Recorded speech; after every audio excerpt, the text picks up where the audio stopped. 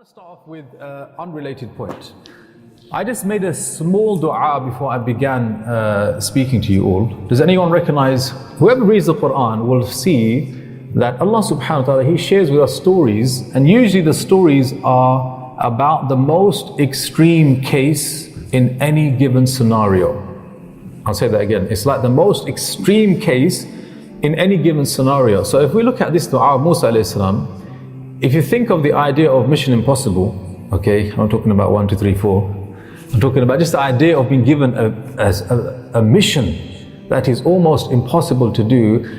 This would rank at number 1. Musa alayhi salam, he's had to run away from Egypt as a fugitive for accidentally killing someone, and then he's made into a prophet and told by Allah to go back to Egypt and confront Pharaoh, who's the greatest, most infamous villain of all times. Ask him to become a Muslim and to release the Israelites from slavery, and he's got to do it by himself.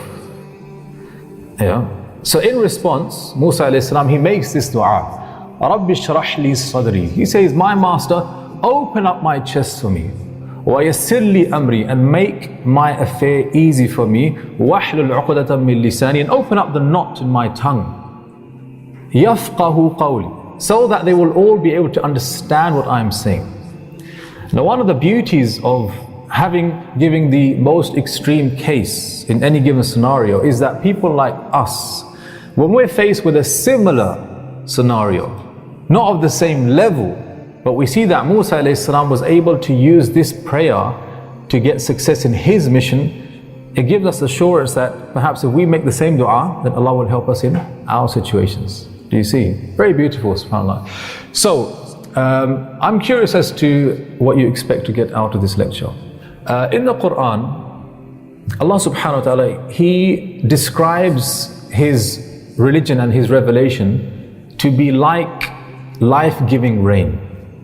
Yeah?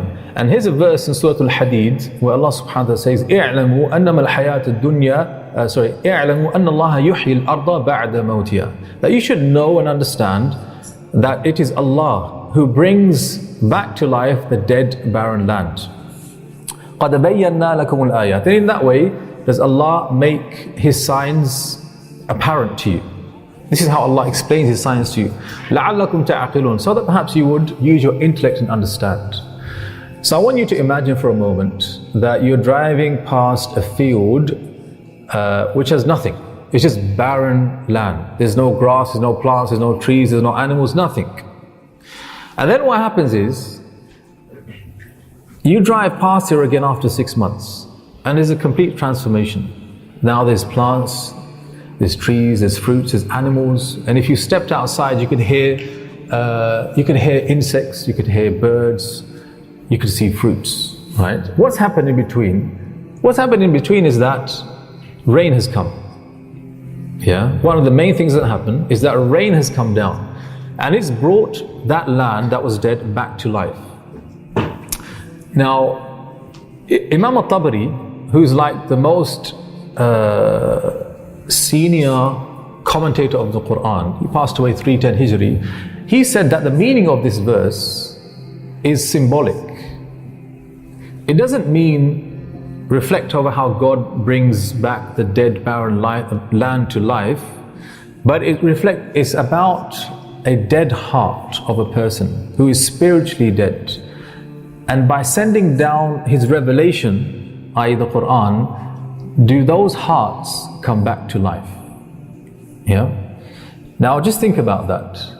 See, the verse itself is alluding to that anyway, because Allah began by saying, "I'lamu," know and understand, as if to say there's something beneath the surface of what I'm about to say. And Allah ended it by saying, قَدْ بَيَّنَّا لَكُمُ الْآيَاتِ. And in that way does Allah make His signs evident to you. لَعَلَّكُمْ تَعْقِلُونَ. So you use your intellect. So Allah is already preparing you to reflect over the deeper meaning of that verse. Now, one of the similarity between the Quran and rain is that the rain and land was meant for each other. Rain, it mixes with the soil, it reacts and it produces life. As if to say rain and the barren land were made for each other. In the same way, Allah's religion and the hearts of human beings were made for each other. It's very profound. Yeah? But this is spoken about in other places as well, like in the ayat of Nur, in Surah Nur, chapter number 24, I believe it's verse number 35, if I'm not mistaken. Allah describes the phenomenon of light upon light. Have you heard about this? Nurun ala nur. And in that scenario, Allah describes the heart of a believer to be like a twinkling glass case, which houses inside a lantern, which has oil that is so pure that when it is lit, it almost sets alight before the flame touches it. And that is to compare the heart of a believer to a lantern of light. Yes. And when the revelation comes down to that heart, you get the phenomenon of nurun ala nur. Again, the idea that Allah's deen is not in conflict with the human mind or human nature. Rather, it is made for each other. Now, there's another verse as well, along the same lines, speaking about something we know to be the fitrah. Surah Rum, verse number 30, Allah subhanahu wa ta'ala says, فَأَقِمْ وَجَهَكَ لِلدِّينِ حَنِيفًا. Set your face firmly towards the deen. فِطْرَةَ اللَّهِ الَّتِي فَطَرَ النَّاسَ عَلَيْهَا. As a pure, Allah's natural pattern on which He made mankind. لَا تَبْدِيلَ لِخَلْقِ اللَّهِ. There is no changing Allah's creation. If you look at this verse, Allah has mentioned three terms.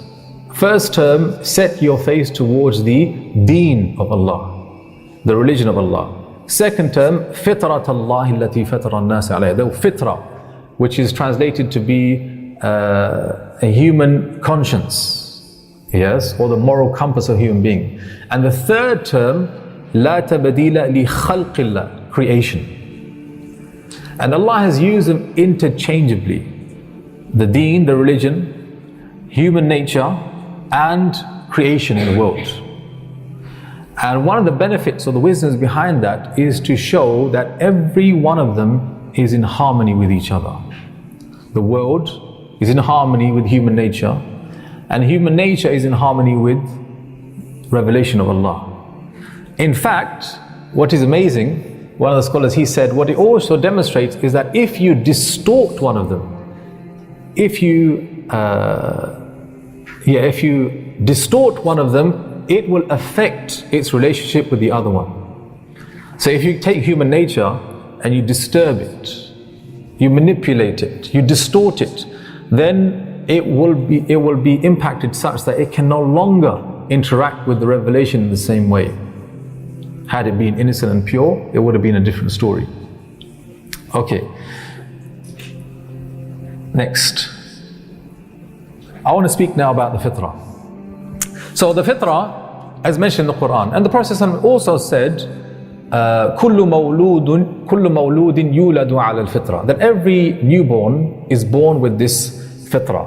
The translations for fitrah can be human conscience, the moral compass, the natural disposition of a human being. Those are different translations for it, but you get the idea that there is something ingrained inside a human being, and the Prophet said that you are born with it. What are the ramifications of this fitrah? What is the scope of it on the human being in the rest of his life? Well, first and foremost, the human fitrah, it gives a person awareness of their creator, Allah subhanahu wa ta'ala. What that means is that a baby is born, every baby that is born already inclined towards believing that there is a creator, that somebody did create them. Also, part of its awareness is that this creator deserves to be worshipped. Yeah. And recently I think in 2016 or 15, there was an article published in the Telegraph about a study done by Oxford University. It was like a super study over a number of years, and they concluded from that study that babies, number one, are born believing in God or creator, and number two, that the idea of a life to come after death is also part of the nature of a baby when they are born. Yeah, so it's very interesting. You can go and research it. If you type in Telegraph and babies born believing in God, it'll come up. You can have a look at that. So this is one. part of the fitrah is that it makes you inclined towards believing in a creator. And that's partly the reason why the Islamic position regarding atheism is that it's not really the case that a person believes that there is no creator. It's actually an impossibility. Deep down inside they do believe, but they have a problem with the version of God that has been communicated to them. And a lot of people in da'wah who try to speak to atheists will know what I'm speaking about.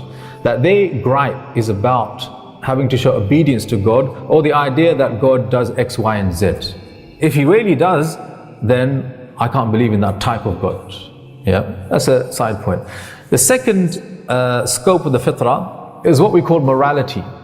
Yeah, people universally, they hold certain values to be praiseworthy, like honesty, justice, etc., etc. And on the opposite side, they also already believe that certain things are wrong. Yeah, like oppression, murder, etc., etc. So this is morality. Thirdly, which is something maybe new to you all, is the idea of modesty. Yes, modesty is not something that a human being needs to learn. It is there inside of their nature. Okay, the story of Adam and Hawa. Yeah, that when they came down to the earth, it's quite amazing. They came down to the earth. They're the only two people in the whole world, and they come down without any clothes. Their instinct is, the Quran says, to find something to cover themselves up. And that's when there's no strangers around. Yeah, imagine had it been the case that there were other people around, how they would have reacted. Of the Prophet ﷺ, when from the seerah of the Prophet rather, that when Abu Sufyan, he went to the king of the Romans, Hiraql, and Hiraql questioned Abu Sufyan as to the veracity of this man Muhammad ﷺ, who claimed to be a prophet, and he asked him certain questions, and Abu Sufyan, he said a statement. He said that he instructs us to pray, to be honest, and to be decent, afaf, which means to have modesty. And in response, Hiraql, he said, هذه صفة نبي. These are the qualities of a prophet. These are the kind of things that a prophet would promote. In another hadith is what the Prophet said, that whoever doesn't feel shame, فَاصْنَعْ مَا شِئْتَ, go ahead and do whatever he wants. Yeah, as if to say, human beings, you have a sense of shame that inhibits you from doing immoral, indecent things. If you have killed that, then what hope is there for you now? Yeah, so there's many proofs about this as well. Right, now this is where it gets a little bit interesting. Okay, you wouldn't know, human beings wouldn't know either instinctively or through trial and error how exactly to safeguard their fitrah and to make it flourish. Like, you know that you're aware of God, but how do you worship God? Yeah, can you instinctively know it's 5 times a day that you need to pray salah and fast Ramadan and go hajj? No, obviously you can't. Yes, that's where the revelation comes. This is the biggest difference between the two, that the revelation gives the finer details that comes along and builds on what is already there, which is the fitrah. And that goes back to the first idea about both of them being made for each other.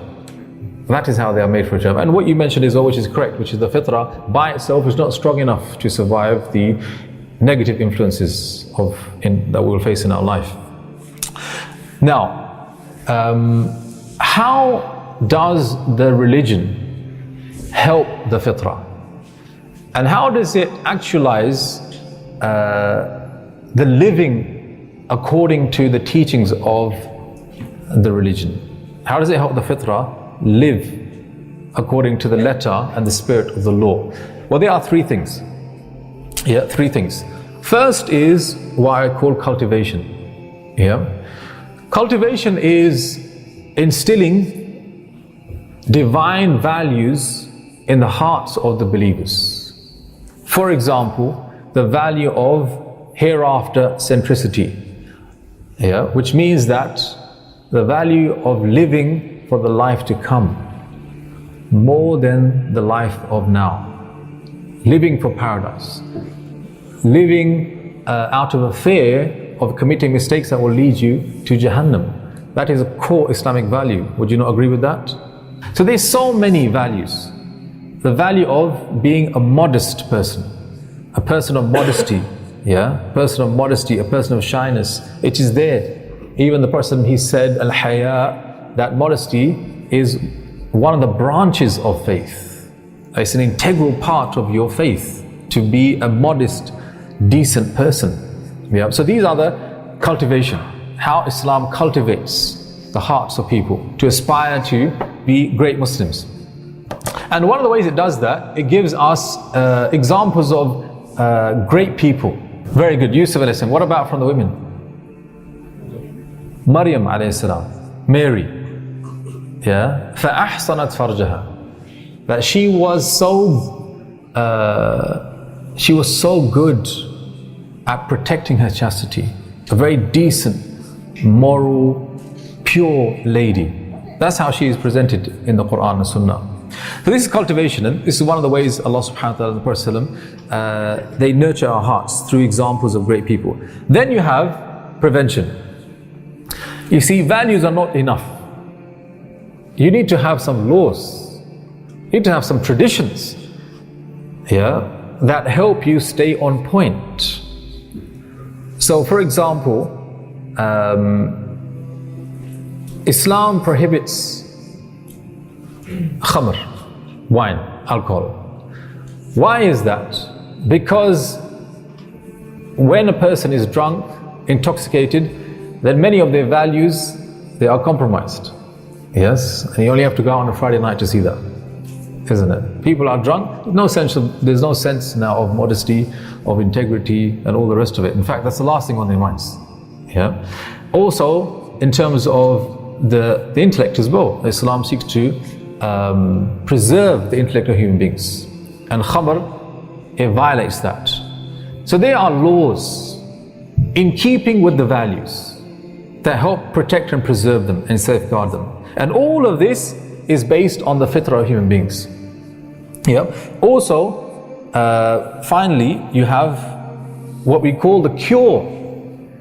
So values are there, then there were laws, but sometimes you make mistakes in life. Sometimes you violate the laws. What does Islam say about such people? Islam says there is a cure. What is the cure? Istighfar and tawbah. That when you make mistakes, it's not the end of the world. Now you have the door of forgiveness open for you. Yes. What about from on a state level? They are there as a cure, in fact. Because a believer, if he for example confesses to doing something and the law is carried out against him, the punishment is carried out against him, the Prophet told us that this person will be forgiven for the crime that he committed. And when he meets Allah, he will meet Allah as if he didn't do that crime. So that is a cure. Now if you look at that, that is a very holistic type of nurturing, isn't it? From the very beginning to the very end. Right. Now, dynamics of prevention. Dynamics of prevention. If an issue is actually there's an interesting point here to make. Imam al-Ghazali, he said that the masalih, you can write this down, the masalih are the basis of every divine law. The masalih are the basis of every divine law. What does that mean? The word masalih refers to benefits and interests. So he said that human benefit and interest is at the core of every divine law and teaching. What does that mean? It means that whatever Islam asks you to do, it is for your own good. It is for your own good. Okay? And it is either there to save you from potential harms, or it is there to help you acquire some benefit. And this is the understanding of what Imam al-Ghazali said, and many scholars made quotes like that. So on that basis, I want to speak about what does Islam have to say about the big issues? How does it tackle big issues? If something is very harmful for human beings, how does Islam help them, safeguard them from that? Paganism, idol worship, And the way it does that is that it says that if this is a major harm for human beings, then the first thing we will do is we will encircle it with major sins. Yeah. So for example, shirk. If a person was to worship idols or commit shirk with Allah, then Islam says the ruling attached to that is that it will excommunicate them from the religion itself. Yeah, and that it is an unforgivable sin. Then it surrounds the major sins with lesser sins. Lesser sins.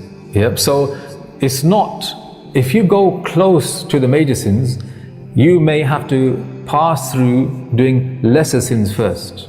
Yeah. So Islam comes along and says, well, these things that lead to the big things, they will also be graded as being lesser sins. For example, yeah, the Prophet ﷺ, he forbade building tombs on graves. True or not?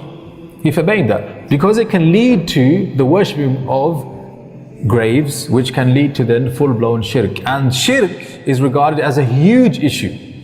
Therefore, is regulated like this. And then, finally, it surrounds the lesser sins with grey area. I'm not quite sure whether this is right or wrong. And it's intentionally made it like that in order to protect you from going that one step further. Yeah. So I'll give you an example. Imagine you lived near a nuclear plant. Yeah. You live near a nuclear plant. Now obviously the fallout from a nuclear plant, untold harm. Yeah. Now what would you expect from the authorities in the area that you live? Regarding where you live, being close to a nuclear plant, what would you expect the authorities to do? Basically, they will put loads of barriers in order to help you keep away from any possibility of being harmed by the nuclear plant in the case of fallout. Do you agree or not? Why? Because the harm is so serious. In the very same way, Allah spoke about zina, which is intercourse outside of marriage, with very similar language. Allah said in Surah Isra, وَلَا تَقْرَبُوا الزِّنَا. Don't go anywhere near zina. Yeah? And what's interesting about that verse is that it's preceded by a verse where Allah says, وَلَا تَقْتُلُوا أَوْلَادَكُمْ خَشْيَةَ إِمْلَاقٍ. Don't kill your children out of fear of poverty. Yeah. So when it came to killing your family out of fear of poverty, Allah said, don't do that. But when it came to zina, Allah never said, just don't do that. Allah said, don't come close to that. One of the wisdom behind saying, don't go close to it, is because this thing is so tempting that once you go close to it, you may well end up falling into it. Yeah. Many people, even those that are promiscuous, after they do what they do, they feel guilty. They feel a sense of shame. And when they asked, why did you end up, staying with that guy? They will say, or she will say, well, you know what? We went out, we had a few drinks, one thing led to another, and then it happened. Have you heard that kind of speech before? Yeah, one thing led to another. Yeah. And here the Quran is telling us one thing will lead to another. وَلَا تَقْرَبُوا الزِّنَا. Therefore don't go anywhere near it. Yeah. And then Allah surrounded the act itself with many other prohibitions and obligations. Allah said, say, O Prophet, to them, that غُضُّوا مِنْ أَبْصَارِهِمْ. The word ghad, it doesn't mean to lower necessarily, it means to hold back. Hold back your gaze. And the best translation is to control where you look. Don't stare, basically. Don't stare. Somebody may say, okay, in response to you, was it yourself that you said that? Yourself, yeah. Somebody may say, what are you saying? That just because I look at a girl, it means astaghfirullah, I'm going to go do that? We all agree that, you know what, definitely it's one of those stepping stones towards this problem. The issue is, how many of us really and truly appreciate the gravity of the sin as communicated to us by the Quran and Sunnah.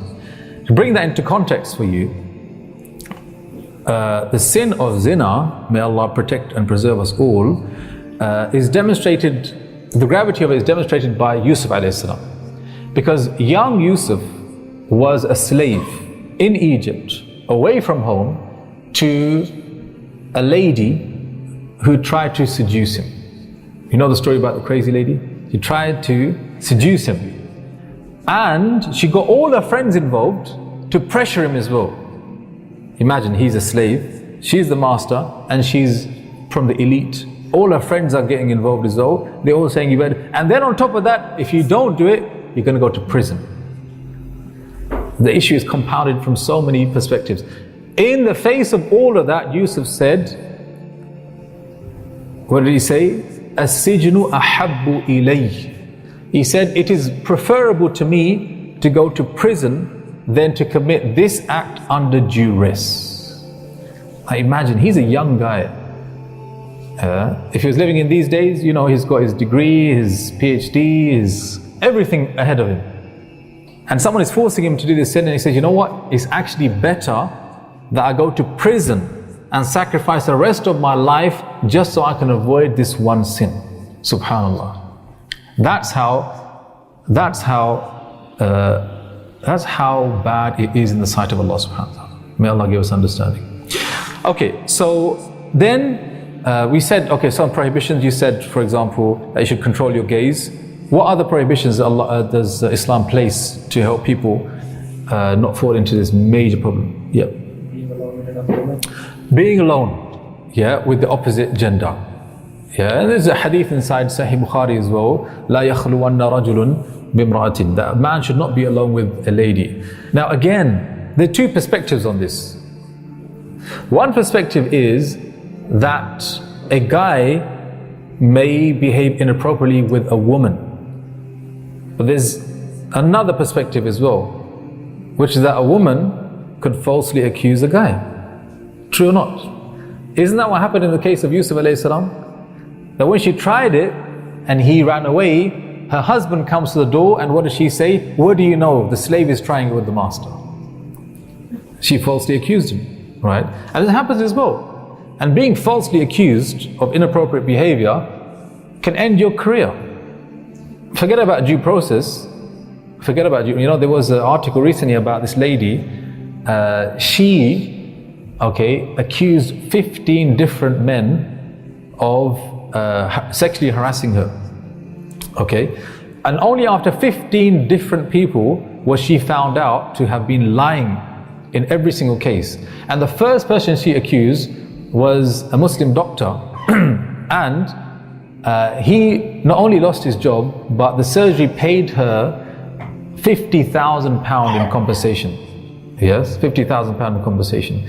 Only then to be found out that he was innocent and she was making things up. Yeah, so the prohibition of what they call khalwa, being alone, has many benefits. Okay, I'll tell you an interesting story. One of my teachers, when he was in Sudan, okay, and he was traveling, he caught a train and it was full. He was trying to look for an empty cabin. He had to sit down. He found a cabin.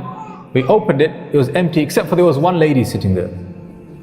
So he's like a sheikh. So he's saying to himself, should I not? He goes, in my mind, I said, it's fine, I'm not attracted to this lady at all. So I sat down. After a few minutes, he said, yeah, but maybe she's attracted to me. So he got up and he left. Yeah. And subhanAllah, you know the other hadith of the Prophet ﷺ, that a man and woman are not alone except that the third is shaitan. The third is shaitan. Right, okay. So those are prohibitions. On the other side, there's some obligations. Islam instructs people to do certain things which will help them avoid the sin. Like what? For women to wear a particular attire known as a hijab. What else? Yep. Fasting, okay. If a person cannot control their desires, will fast. What about marriage? Doesn't Islam advocate marriage at an early age? Yes. Don't tell me you're not thinking about it. I do recommend, subhanAllah, that a person should get married as young as they can, because this was the advice of the Prophet ﷺ. Ya ma'ashara shabab, man istata'a minkum al-ba'ata falyatazawwaj. He said very clearly, young people. Ash-shabab means young people. Whoever amongst you can get married and can afford to get married, go ahead and get married. Yeah, this is advice of the Prophet ﷺ. So this is, anyway, beside the point. Then there is the grey area. There is the grey area, and that is intentionally made grey. So when people ask, for example, I remember when I was in Egypt, there was an internet cafe, okay, across the road, and there used to be one girl who used to, sometimes it was just her in the shop, basically. She was running the shop. So the brothers in the apartment, they started to discuss, are we allowed to go in the internet cafe if she's the only person in there? Like, isn't that prohibited? Is that khalwa? Is it not a khalwa? We need to get a fatwa. Yeah. Now the thing is, people can go to extremes on this, and I'm going to address that at the end. But the desire to get a concrete answer on every particular matter goes against the very spirit of the Sharia. For the Sharia says there are some things kept grey, so make your own judgment call. Make your own judgment call. And the basis of this issue is one of caution. So be aware. Yeah? And this, if you look at it in terms of, from the perspective of being, in terms of wisdom, very wise. Because, let's flip it around. Let's say that, no, that technically is khalwa, therefore it's haram. Yeah. Now the thing is, somebody could use that, twist it around. I'll give you an example. Let's say he's not the only guy, she's not the only person in the shop. Let's say it's her, and there's another guy there, and another guy there, and then he walks in. But the thing is, when he walks in, he's attracted to the girl. And being there for 5 minutes is difficult for him. But then he would say to himself, this is halal, this is not khalwa, it's absolutely fine. Is he right or is he wrong? Is he right or is he wrong? He's wrong, isn't he? Because technically it might be correct, but in reality, for him it's an issue. Yeah. So this is why the grey area is kept like this. So if you have questions in your mind along those lines, then you know what my answer is going to be already. Okay. So finally, some final words.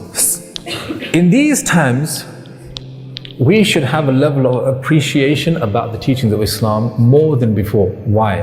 Because in the last few months, the media and the news have been dominated with stories about sexual harassment and abuse. Hollywood directors, actors, congressmen, members of parliament, you name it, many people have been accused and found to have been behaving inappropriately with women. It's ongoing. Even here, I think there was a Welsh Labour member. He committed suicide because he was under investigation for sexual harassment. It's true, isn't it? I remember this reading about a month ago. Yeah, he killed himself because it was too much for him. Married man, he actually hung himself when his wife found him dead with a note. And it was to do with the fact that he was under investigation. So there's loads of stories. In fact, studies show that in UK, 1 in 5 women is sexually harassed in the workplace. 1 in 5. Other polls show that the figure is something closer to 50%. Yeah. Another interesting thing, they said in the UK in the last 10, in the US, or in the last 10 years, $15 million of taxpayers' money has been spent to pay off people who have accused congressmen of sexual harassment. $15 million have been paid out to people. Yeah, it's crazy. Okay, so for us as Muslims, we should be looking at the conversation and saying society struggles with these issues.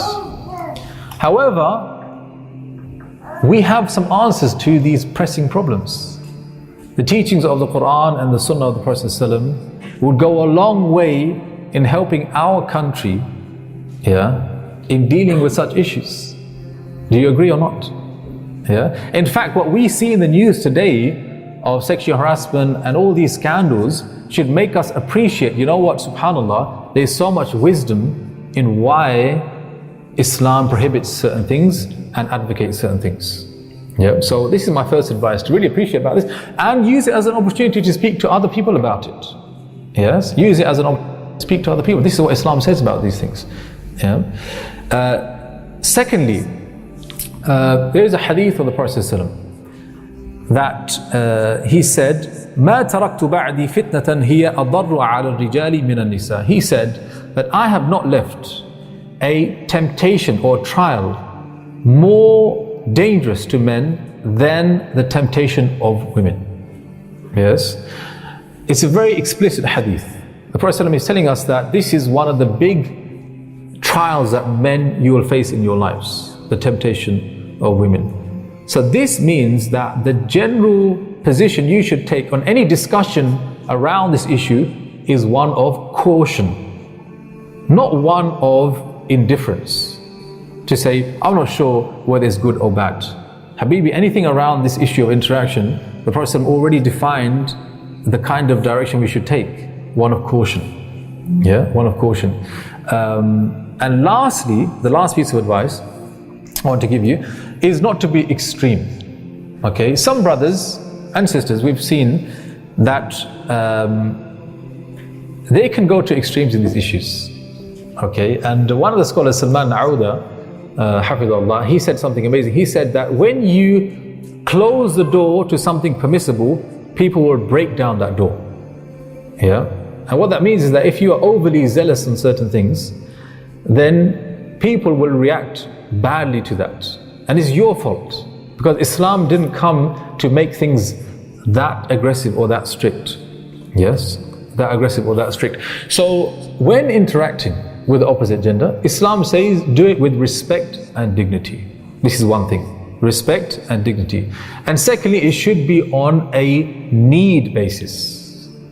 If there is no need, then Islam says leave it. But if there is a need, then don't be awkward about it.